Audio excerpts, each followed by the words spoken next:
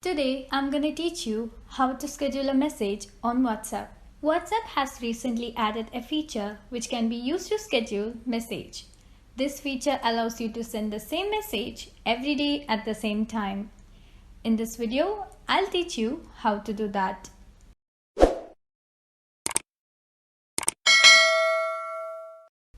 To schedule a message, go to the app setting, open the business setting and click on to the away message.